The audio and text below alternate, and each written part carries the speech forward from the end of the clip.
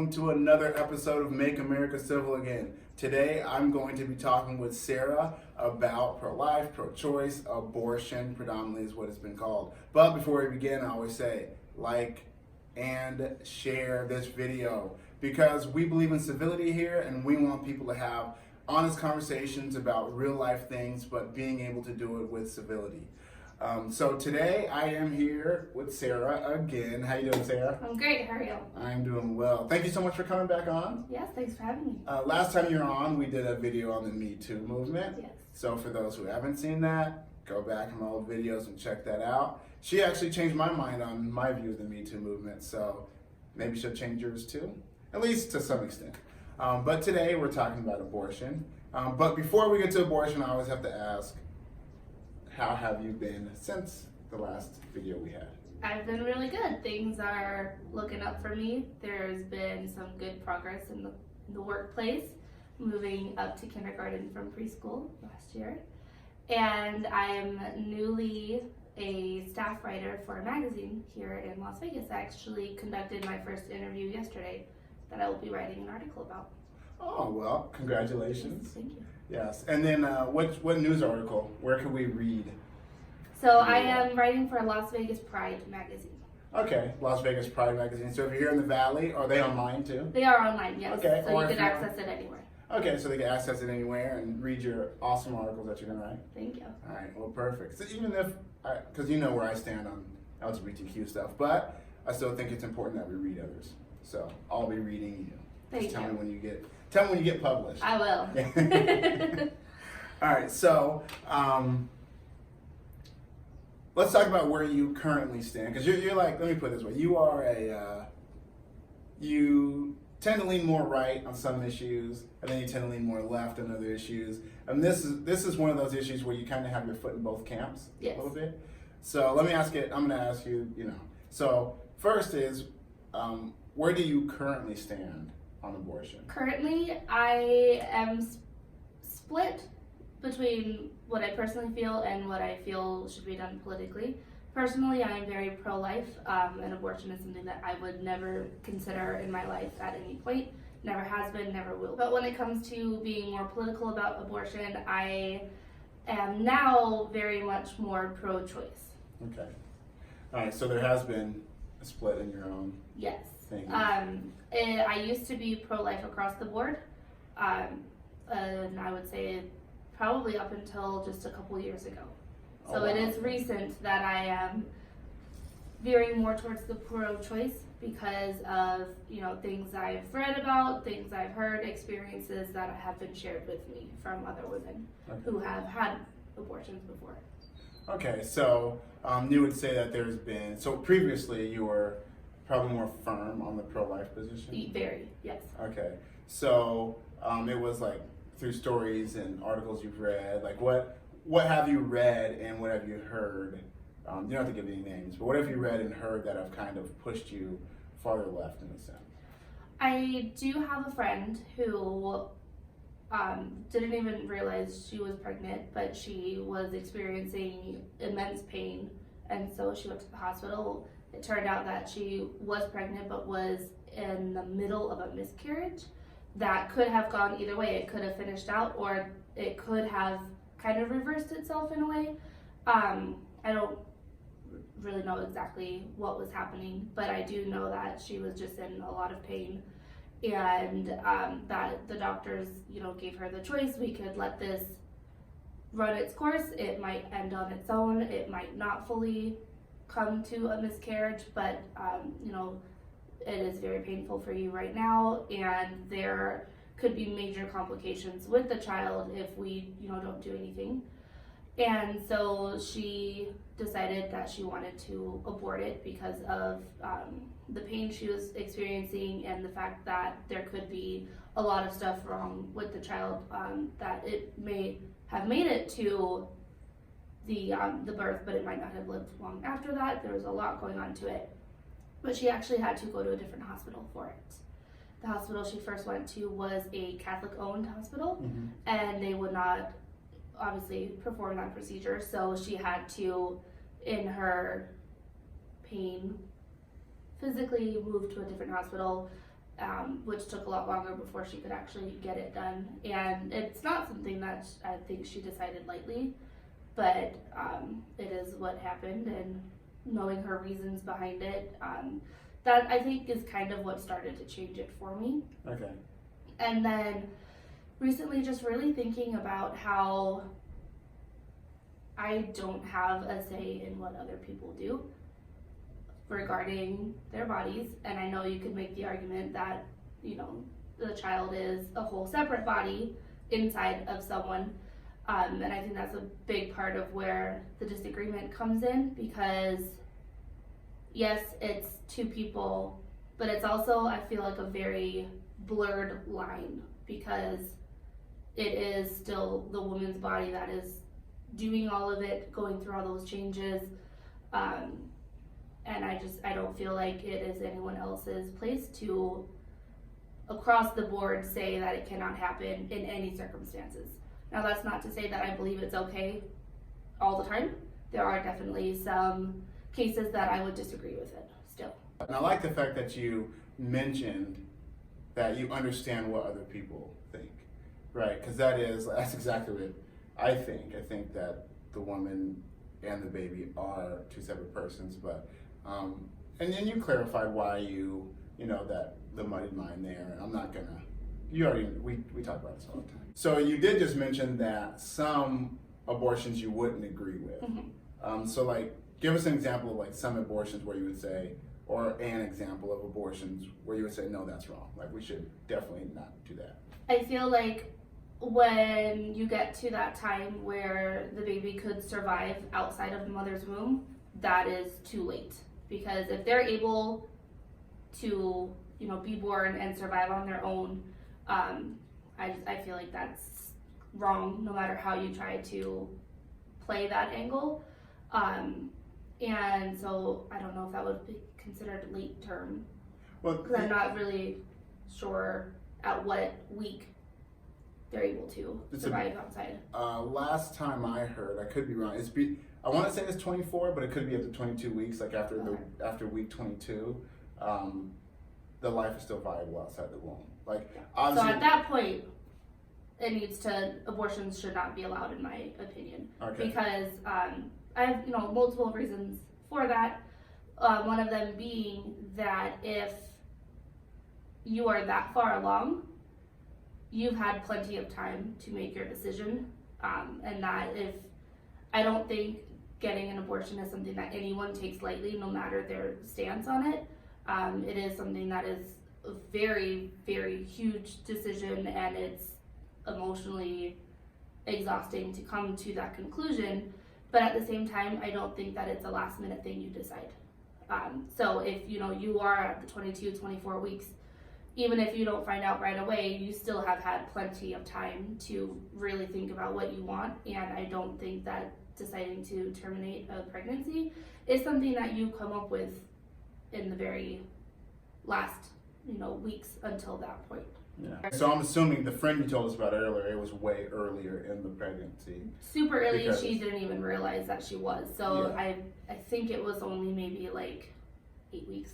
Yeah, because they say like if you make it past the 10-week mark, then you're pretty safe as far as there won't be, usually you won't have a miscarriage. Mm-hmm. So if it's before the 10, I think it's 10 or 11 week period, if you get past that, then you should be fine as far as a miscarriage. Yeah. Goes. So yeah, that's like really early on. And I mean, you're just talking about maybe being able to hear a heartbeat, because that doesn't start to about 6 weeks. Yeah. So. And another thing that I'd like to talk about a little bit, as far as, you know, when it's okay or not okay to perform that procedure, just circling back to Roe v. Wade, because in that decision, they even break it down into trimesters. How in, you know, the first trimester, it's okay. The second one could be yes or no, depending on the circumstances, but third trimester, you know, not allowed. And I do think that's a good way to look at it. Having these laws that are in talks now of, you know, banning it from 6 weeks on, a lot of women don't even realize that they're pregnant at 6 weeks. Yeah. And so I feel like that is not okay. So you would be in disagreement with the Alabama yes. bill. Okay, but then at the same time, you disagree with the bill that was, I talked about like partial birth abortions. That's trying to get passed, like, I believe it was like North Carolina, or no, South Carolina. One of the Carolinas not too long ago, were trying to do like, Virginia even, they were trying to do like partial birth abortion, like even like full term, like, to the point, infanticide, that's what I'll call Yeah, it. no, that's So, okay. horrifying Yeah. to me. Yeah. I mean, yeah, so, yeah, well, I definitely feel like, the first half of the pregnancy, not that I think it's okay, but I can understand why someone would choose to do it. But when you start getting into the second half of it, that's way too late, in my opinion. okay. Now, I don't mean to sound pushy or anything, but I have to ask. So, when it, like, you don't believe we should make laws against the right of people's bodies, but then at the same time, like, past a certain time, you definitely can't. So, like, Yeah, I do sound a little wishy-washy about that. so that's what I have to ask. Well, I think with that it comes down to the timing, kind of like I said before. I just find it hard that you can go through, 20 weeks of being pregnant, even if you only know for 10 of them. 10 weeks is still a long time, and if you feel like you're not ready to birth a child, then I don't think it takes that long to decide that. Okay. Even though it is a hard decision, if you're even considering that option, it's something that you've already thought about. Yeah. And so you should be able to make that decision before it gets to that point where if you were to birth the child at that moment, it could still survive. So another thing that gets brought up is abortions in the case of rape and incest. Those seem to be like the two things a lot of people who are on the pro-choice side bring up a lot. Percentage-wise, it's very low, but that's one that people can be sympathetic towards. Yes. Right? Because talk about someone being raped, it's like, man, like most men outside of men that are incarcerated don't have to experience rape, right? Compared to like women, the chances of you getting raped are significantly higher. So I can at least be, I don't agree with it, but I can be sympathetic to that argument. Right? I don't want to sound like insensitive whatsoever. Right. So I have to ask you, like, where do you stand as far as like, in the case of rape? Let's start with that. Yeah, so I think that plays a lot into some psychological things as well, because taking out the possibility of pregnancy and just focusing on like the rape itself, that causes, I could imagine at least, some really hard psychological problems that woman would be facing for a long time, if not the rest of her life. The trauma from it and not feeling safe anywhere. And so because I feel like, being raped is something that will never leave you. Something that you're always going to have to deal with in your life. And so go ahead, add in the chance of carrying your rapist child. If they're already going to be struggling with just the rape itself, adding in that is just another layer of anxiety and just more mental issues that there could happen. Maybe not everyone. I do know that there are plenty of people who were born out of rape and the mother was, still able to care for that child, which I think is great. And I wish that could be like that for everyone, because even though I understand someone else's right to choose, again, it's not something I would ever do, and it's not something I fully agree with. Okay. So with that, I think there's a lot more that goes into it than just focusing on, the child didn't rape you, it's not their fault, which is true. But to just, when you layer on all those psychological events that are going to be with that woman, I think some just can't handle it. And just to have that constant reminder would be really hard for them. So that's one of the cases where I do lean definitely more pro-choice, even though, again, it's not something that I agree with. Yeah. But I can understand why they would choose to not want to do that. I read something recently that there was a case where a woman was raped, got pregnant, decided to keep the child, and the rapist took her to court to get custody rights. And so now she has to face her rapist every time, and he won. So she has to face him. Well, wait a minute. Why isn't this dude in jail? That's exactly my question. That seems to be the bigger problem, in my opinion. Yeah, there's a lot of problems with that. Wait a minute, let's set aside this whole argument. Why isn't he prosecuted to the highest degree?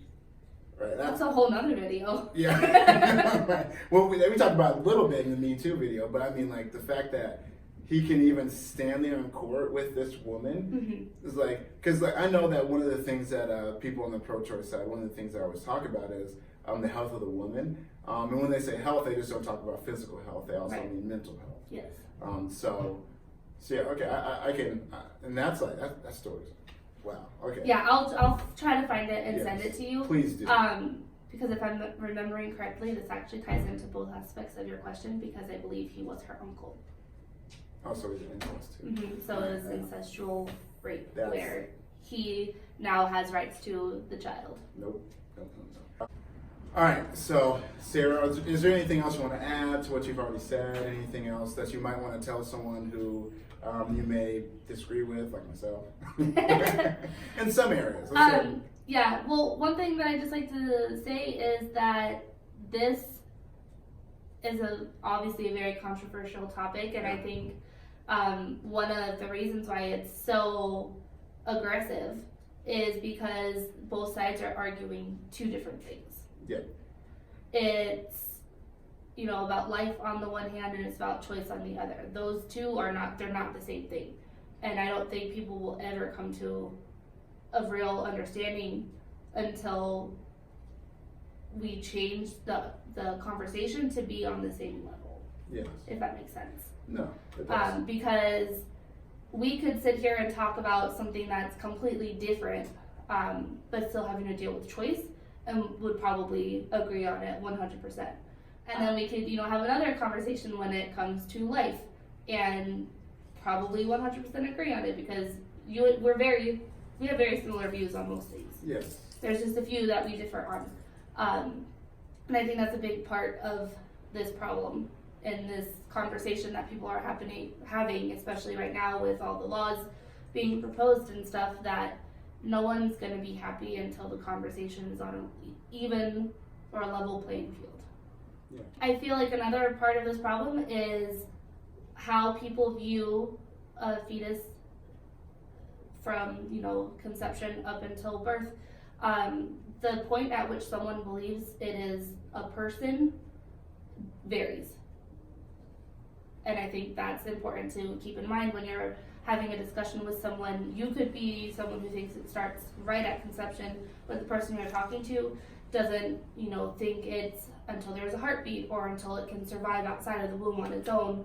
So there's a lot of different thoughts regarding that, and I think that's also playing into this disagreement that people are having, because they believe different things about when that being becomes not human, because, I believe that it's always human, but if someone doesn't believe that, then your argument of pro-life wouldn't make sense to them. Yeah. In other terms, we need to do our research and understand where people are at before we start coming to conclusions about their position. Yes.